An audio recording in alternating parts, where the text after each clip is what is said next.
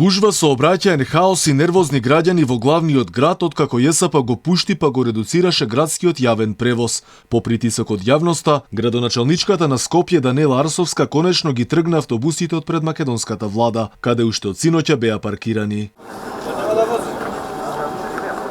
Инаку скопјани веќе трет ден не можат нормално да се движат по главните булевари, бидејќи таму, но и пред владата цел ден беше блокирано движењето во двата правци. Дел од автобусите што стоеа таму почнаа да возат и се вратија на линиите, но со доцнење. Граѓаните се жалат дека тие ги нема и по половина час, но некои и повеќе. Имате периоди кога воопште нема автобуси. Ова ниво за 21 век, за автобуси, за квалитет, за поготово еколошки да не кажуваме колку е катастрофален. Ретки се автобусите, да, но секогаш е потребно.